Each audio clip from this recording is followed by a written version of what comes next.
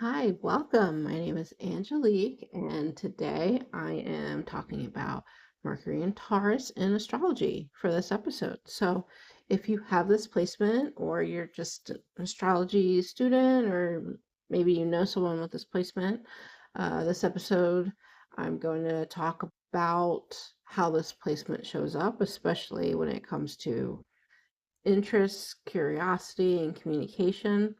So, if it's your first time listening to me, I'm a student for over 30 years of astrology. I also have a background in counseling, mental health, psychology, so I love to dive deep. I love to figure out what makes us just do anything, our behaviors, our physicality, our movements, really anything. Astrology can be applied to anything in our life. And even though it does have a great use for future and prediction, I like to look at the natal chart, the birth chart, and see what we can find out about ourselves, our mind, our behavioral patterns, our relationships, what might be some strengths and challenges. But I also like to just make it more practical. So even though astrology is rooted in the spiritual, the ethereal realm, the heavens, uh, we can really bring it down and apply it to what are maybe some skills, some paths, some things that we can do to better our lives, bring more balance in. So that's my spiel about astrology, and I do that through a lens of mythology and symbolism. That's how I best understand astrology, and explaining it to other people. I feel like it helps to have these symbols because it can get really heady, like really ethereal, a little intangible.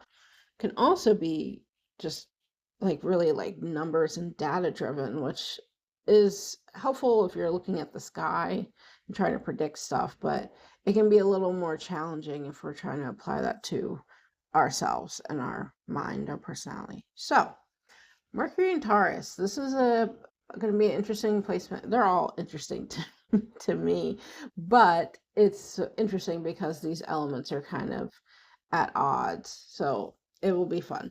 Um, so starting with the sign of Taurus, I'm going to just talk about the mythology as it relates to communication and interest, not the whole story of the Taurus mythology.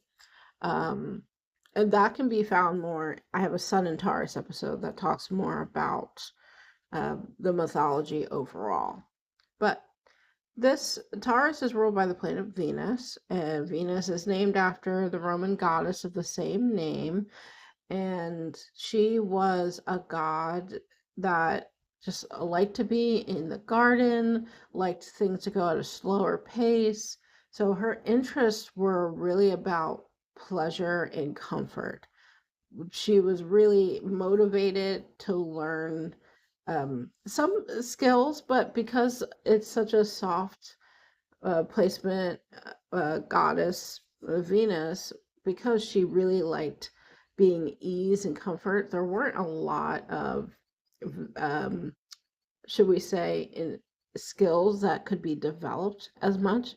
Because when you want a life of leisure and comfort and ease, you're not going to do as much yourself. You might, but if it is stuff that feels very uncomfortable, if it's stuff that is not easy and maybe overtly challenging, someone, a Venus, would get someone to do it for her to help. So it's interesting in the sign of Mercury because Mercury really, like, just overall the energy of Mercury really likes to learn, to do a lot of skills, to really help, and always be busy doing that. Now, this Venus energy from this goddess and in Taurus doesn't want to do that very much. It wants to be more comfortable, more at ease, more at a slower pace. So, what that's going to do for a communication style is going to make the thoughts and ideas and sharing knowledge be at a more slower pace, a more methodical, a more practical pace, which can be good in some ways, but it can also be challenging in a lot of other ways. And I'll talk a little more about that. But looking at the symbolism here, there's a lot of symbolism here, especially when we're thinking about the energies of these planets, the elements. Venus is in the sign of Taurus is an earth sign. So you have more of that slow, methodical, practical nature, but combined with Mercury, which is going to be more of this air energy. So it's going to want to be quick and swift and communication and ideas, which are inherently not that tangible.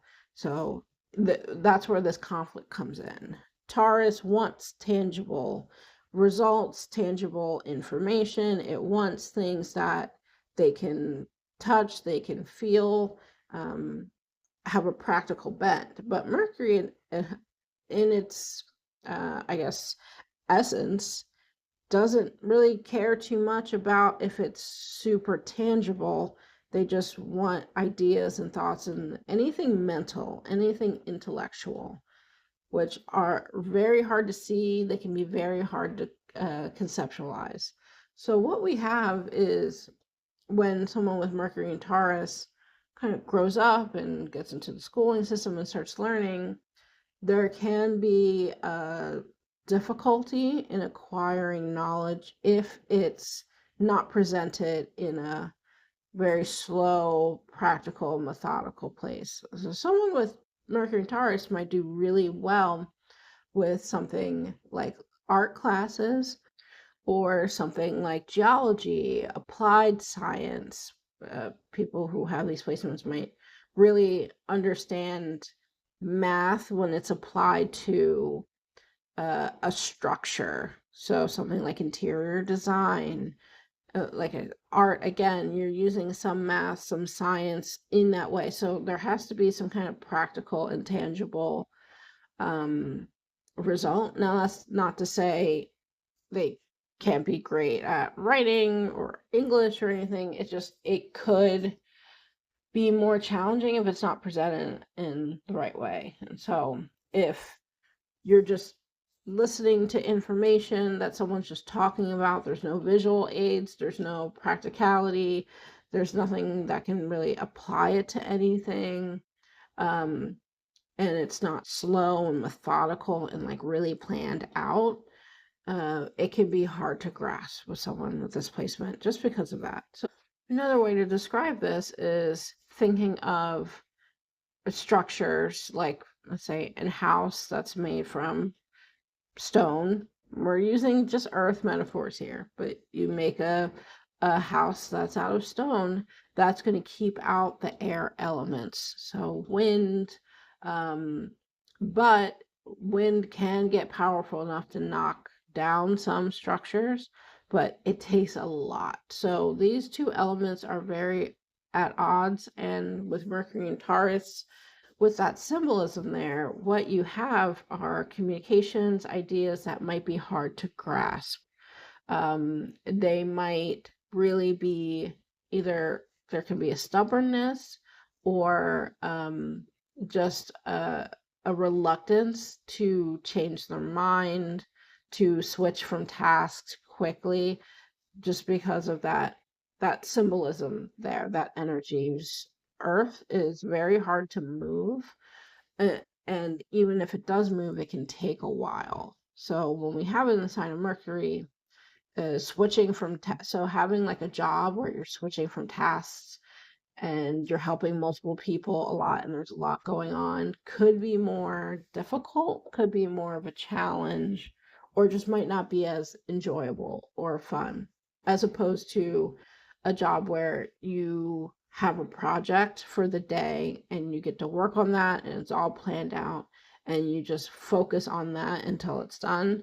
That might be a little bit of an easier day.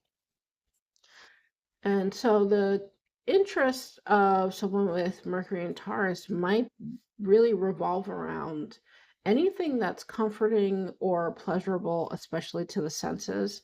So they might be really good or interested in gardening, farming. Mercury rules the hands and skills, so they might be really skilled at taking care of animals, at taking care of plants, herbology. This can also just be really good at farming, at baking. All of that is helping to nourish other people. Taurus and Venus are known for fertility, so helping things grow. So whether that's motherhood or that is growing plants and food, someone with Mercury and Taurus might really excel at anything like that. So being a fertility specialist, helping uh, people understand their bodies enough to conceive, what do they need to do, maybe. So that's just an example. But the interests are going to align with anything comforting or beauty of themselves, but also other people. So these are people that might really like their day to day to kind of be more planned out, be at a slower pace, maybe not too much going on. These might be people that in their free time aren't learning a lot of different hobbies or skills, especially if it like makes them sweat, it exerts their body. If their goal is to not nourish or make something comfortable or beautiful, they really might not want to do it. They might struggle with that. So, but if their downtime is tending in a garden or taking care of animals on a farm, or maybe volunteering, or their job is working as a vet, or on a farm, or anything outside in nature can be just a really great relaxing hobby, if not a job. And these are people that when they are thinking and learning, they might prefer a more quiet environment, a slower pace. So that schooling can be difficult for people with Mercury and Taurus if there's a lot going on. They're in a really full classroom, 30 kids, people running around, or if the person talking, or I should say teaching, is maybe not as practical, not as methodical, things aren't planned out. So they might do well. So people with Mercury and Taurus might do well in a traditional school setting if things are taken seriously, like if there's actual time and consequences and expectations, and so they can do that. But the more practical learning might be more of an interest to them. So these are people who, 4-H club. I don't know if that's still a thing. I did that when I was a kid. I did not I did not enjoy it. I'm not a hands-on practical person, but doing something like schooling to become a farmer, or botany, or a floral designer, anything like that can be just really, really good. So the communication style for someone with Mercury and Taurus can be a slower style. They might not speak a lot of words, and if they do speak a lot of words, it might be delayed. It might come at after a lot of time of reflection. They also might not really enjoy people that like to talk quickly and aggressively. That could be a mismatch of energies. So they really connect with people who have more of a thoughtful, slower pace, or they want to talk about things that are interesting in them. So beauty, art, fashion, interior design, decorating, like I said, nature. So they might really connect with other people in that way, but they can be slower to open up to other people. So they might come off shy or more introverted because of this. And that's even if someone with this placement has more like extroverted placements, like Sun and Gemini, for example, they're going to be a little more slower to warm when meeting new people, because remember that that air element, that communication, when it's in Earth, doesn't want to change very much. And so once someone with this placement gets comfortable talking to someone, they kind of want to talk to that same person a lot. And so every time you're bringing in new people, they have to figure out how to talk to this person, uh, what it's going to be like, what thoughts and ideas are going to come. And so you're just having to switch your style and what you talk about to every person, because everybody's different.